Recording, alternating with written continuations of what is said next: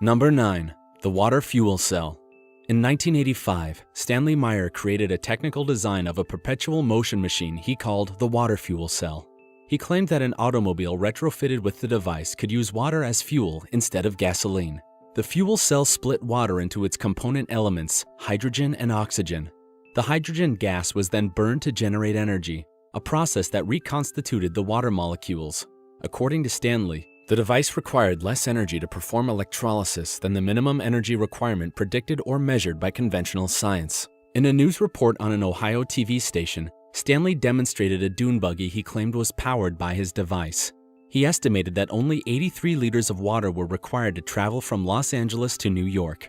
Furthermore, he claimed to have replaced the spark plugs with injectors that introduced a hydrogen-oxygen mixture into the engine cylinders.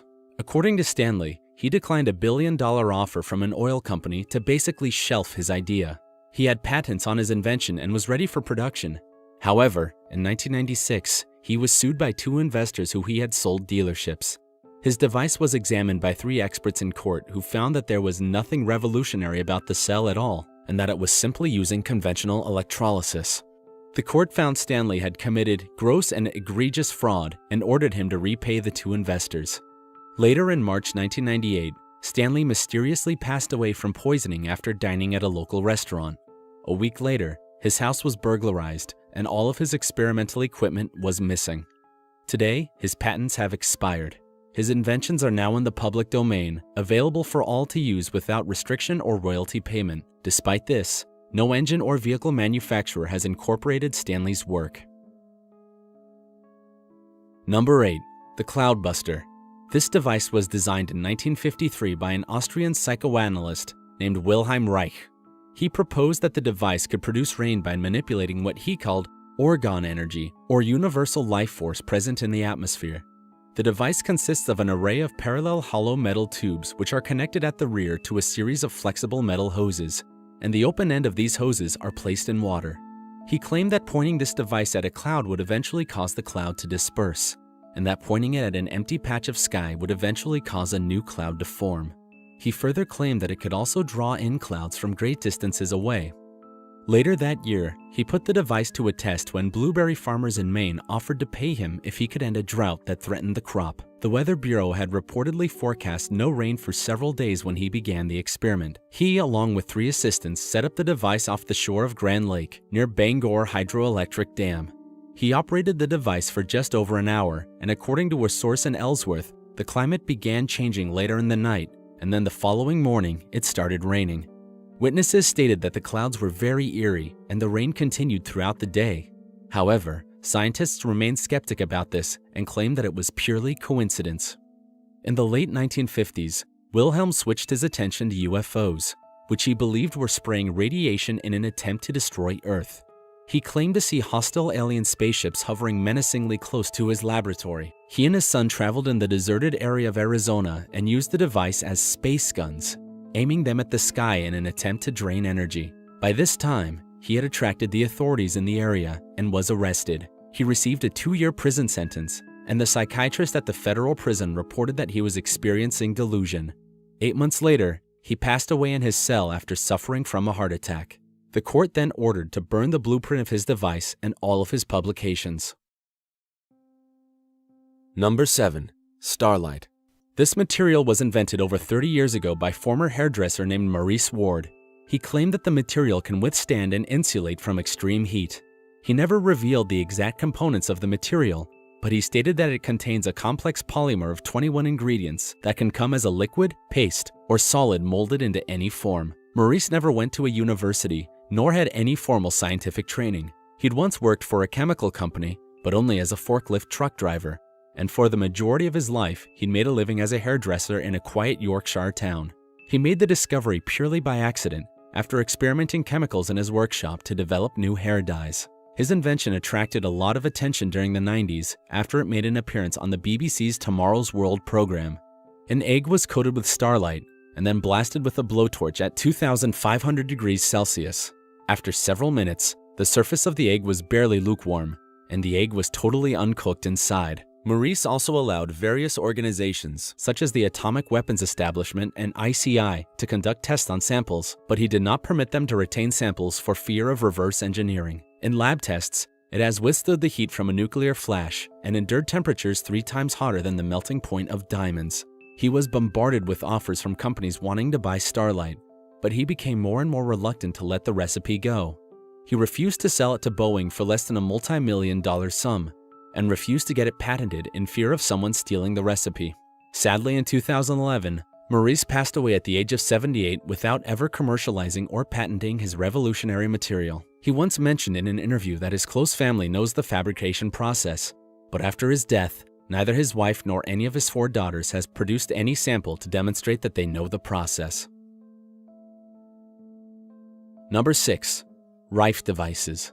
In 1933, an American inventor named Royal Raymond Rife invented an audio frequency emitting device that was capable of sending frequencies into a person's body that would destroy microorganisms found to be causally associated with cancer.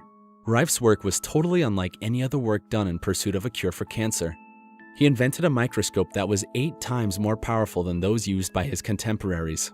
Rife and his supporters claimed that each disease or condition has its own electromagnetic frequency. They also said that finding that frequency and producing an impulse of the same frequency will kill or disable diseased cells. He first experimented the device by infecting lab animals and curing them. Later, he was presented with 16 terminal cancer victims afflicted by a variety of malignancies. The team of physicians declared 14 of those 16 were clinically cured within 70 days, while the other 2 took 20 days longer. The treatments included short breaks with nutrients to promote lymphatic elimination of the destroyed microbes. In 1940, Dr. Arthur W. Yale announced that Rife had discovered a technique for curing cancer so unique and amazing that medicine was on the verge of completely eliminating the second highest cause of disease death in America. However, Rife's claims could not be independently replicated and were discredited by independent researchers during the 1950s. Rife blamed the scientific rejection of his claims on a conspiracy involving big, powerful organizations which had brainwashed and intimidated other scientists. Rife's devices are currently classified as a subset of radionics devices, which are generally viewed as pseudo-medicine by mainstream experts. Like so many alternative cancer cures, Rife's machines were discredited by industry elites. As a result, Rife machines were never put into widespread use by mainstream medicine. Number 5. Sloot Digital Coding System. In the late 1990s, a Dutch electronics technician named Jan Sloot announced the development of the Sloot Digital Coding System, a revolutionary advance in data transmission that he claimed could reduce a feature-length movie down to a file size of just 8 kilobytes. He claimed that his way was different from the conventional and ritualistic 1 and 0 combination sheets. He further stated, "It is not about compression.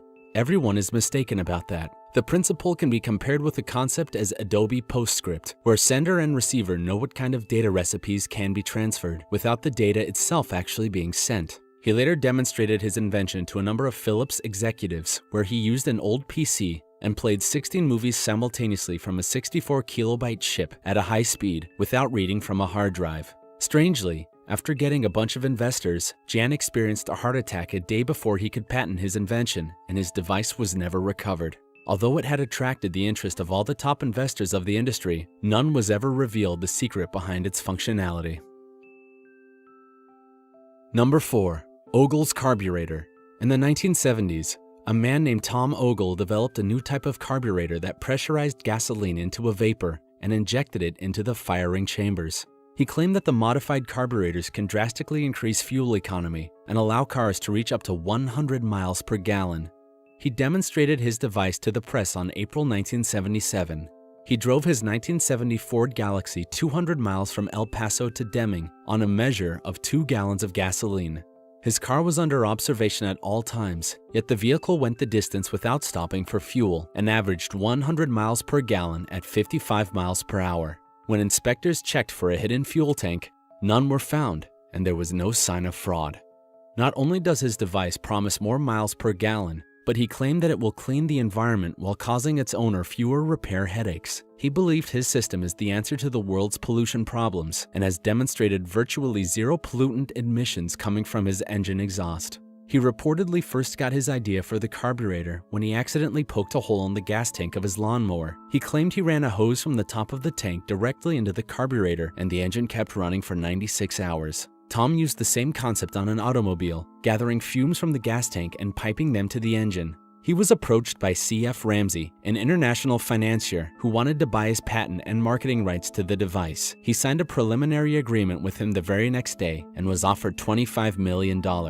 Later on August 19, 1981, Tom mysteriously passed away at the age of 26, and according to the autopsy, he overdosed on painkillers. Number 3. Greek fire. Way back in the 7th century, the Byzantine created a weapon known as Greek fire to protect Constantinople during the Arab siege. The incendiary weapon was exceptionally effective in naval warfare, as it could be shot from siphon-like devices and continued to burn even when it came in contact with water. To enhance the effect, the Byzantines installed figureheads of animals like lions on their ships, so it would seem as if the animals were spewing fire from their mouths. This potent weapon gave the Byzantines an edge over their enemies in warfare, and it also had a psychological effect on foes that had never seen such a device. The weapon provided them huge technological advantages and was responsible for many military victories. Due to its great importance, Greek fire was a closely guarded secret of the empire. No foreigner could expect to gain this knowledge from the Byzantines. Although many nations sought the secret of Greek fire in diplomatic exchanges, the Byzantines never shared this knowledge. Number 2. Chronovisor.